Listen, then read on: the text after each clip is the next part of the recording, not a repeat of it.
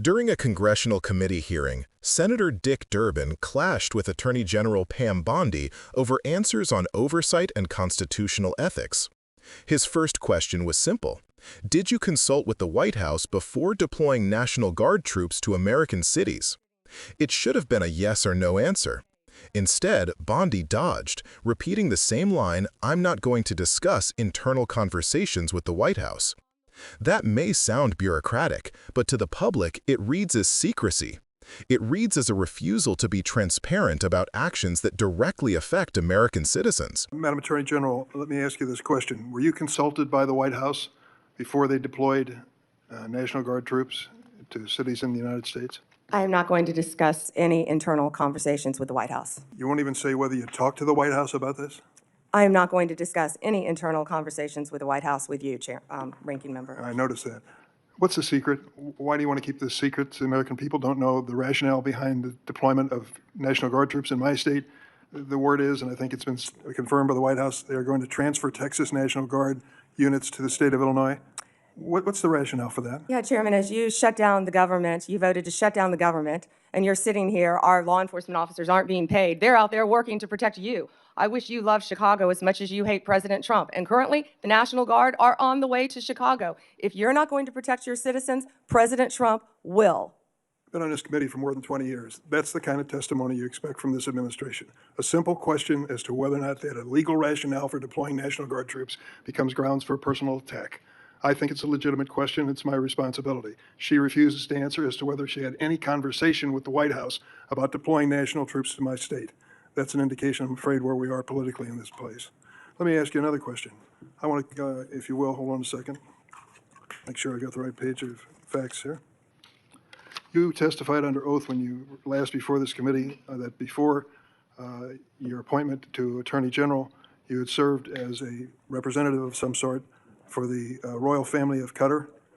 There was an issue that came before you in May when President Trump accepted a $400 million luxury jet from the royal family of Qatar for temporary use as Air Force One before it's permanently gifted to the Trump Presidential Library Foundation. The Constitution unequivocally bestows on Congress the power to control whether any officer of the United States, including the President, may accept a gift, quote, from any king, prince, or foreign state, end of quote. And this gift clearly violates the statutory regime enacted by Congress. You've refused to answer a letter I sent to you 5 months ago, asking the legal rationale you relied on to advise President Trump to accept this unprecedented gift from your former legal client. Can you make a promise today that you will disclose that? Disclose what, Ranking Member? I assume there was a letter or some sort of statement from your office to the White House to advise them that you felt it was permissible? First, to address my role with Qatar, as I addressed with you during my confirmation hearing, I disclosed it in my SJQ.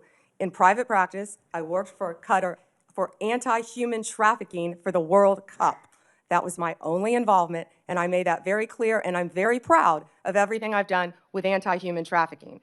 Obviously, in preparing any advice for the President on a jet or anything else, we consult with the Office of Legal Counsel. The confidentiality applies to their input as well. And Chairman, if you would approve and vote to approve, as Chairman Grassley said, excuse me, Ranking Member, as Chairman Grassley said, my employees, we would answer your letters a lot faster, yet you're stalling them at every stop. And to go back to your previous question, your city has a murder rate 5 times higher than New York's. 571 homicides last year. If you were serious about protecting your people, you would be asking this administration for help. You're saying that we're coming into your state and your city. We're there to help make America safe and Illinois safe, whether or not you want to.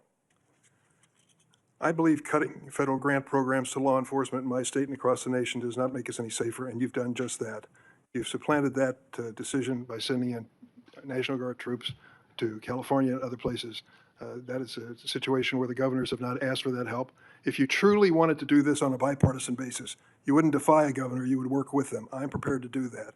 I'm prepared to work with this administration. But cutting these grants to law enforcement does not make us any stronger as a nation or give us the tools we need to reduce crime in Chicago. Now, I'd just like to ask you, when it came to this Qatar situation, did you consult with the ethics office in the Department of Justice before making your decision on this gift of a jet? Chairman, I didn't gift a jet to anyone. My Office of Legal Counsel provides confidential advice to the President, to the White House, period. And you're conflating two issues. Cutting grants, I was very clear about what grants we've cut and what grants we haven't, only 7%. And if you have a grant in Illinois that you think that I've cut that is not that is protecting law enforcement officers or your people, you personally call me and I will work with you to turn that grant back on. I think many of the Democrats here can tell you, I have worked with them to turn grants back on. There's an appeal process. Tell me a specific grant that I have turned off in Illinois that would help law enforcement, and I will work with you. But you have not done that. Did you take a look? The National Guard is on the way right now as we speak. Oh, by the way, so is Director Patel and Deputy Attorney General Todd Blanche. You're sitting here grilling me, and they're on their way to Chicago to keep your state safe. Madam Attorney General, it's my job to grill you. The investigation of your agency is part of my responsibility and this committee. You may not like the experience, but others have weathered the storm and answered questions in a respectful manner. Let's be clear about what's at stake. Deploying the National Guard into U.S. cities without coordination with governors isn't just unusual, it's potentially unconstitutional. The National Guard operates under a delicate balance of federal and state authority. Governors are supposed to request assistance, not be overruled by Washington for political optics. When Bondi refused to clarify who made that call and why, it wasn't just evasive. It struck at the heart of a much bigger issue: how far this administration is willing to go to turn law enforcement and military power into a political tool. Durbin's frustration wasn't partisan, it was patriotic. His state was reportedly about to see National Guard units from Texas deployed to Illinois, something that has no precedent in modern times without a governor's request. He wanted to know why. The American people deserve to know why. But instead of an explanation, Bondi launched a personal attack, accusing Durbin of hating President Trump more than he loves Chicago. And that's the shift we've seen again and again from this brand of politics. When challenged with facts, attack the questioner. When pressed for transparency, deflect with insults. But oversight isn't hostility. It's the constitutional duty of Congress. Durbin didn't stop there. He turned to another issue, an even deeper ethical concern about Bondi's past ties to the royal family of Qatar. Before her appointment, she represented them in private practice. Now, as Attorney General, she had advised President Trump on whether he could accept a $400 million luxury jet from that same royal family. A jet intended for temporary use as Air Force One and later gifted to the Trump Presidential Library Foundation. That's not just an eyebrow-raising coincidence. It's a potential violation of the Emoluments Clause of the Constitution, a clause that exists precisely to prevent foreign governments from buying influence over U.S. officials. Congress, not the president, decides whether gifts from foreign states can be accepted. Yet, when Durbin asked for the legal rationale, his letters went unanswered. And when he asked again under oath, Bondi brushed it aside, saying the advice came from the Office of Legal Counsel and that it was confidential. That pattern, secrecy, stonewalling, and redirecting, reveals a troubling trend. Public service is being replaced with political loyalty. Ethical guardrails are being bent or ignored. And the people who try to ask questions, people like Durbin, are dismissed as enemies rather than guardians of democracy. Let's step back for a moment. This exchange isn't just about Pam Bondi or Dick Durbin. It's about the fundamental question of how power is used, and whether those in charge believe they owe the public an explanation. When the deployment of troops becomes a political stunt, when ethical inquiries become grounds for personal attack, the system itself starts to erode. Durbin's response captured that perfectly. He reminded the Attorney General and everyone watching that grilling her wasn't personal. It's his job.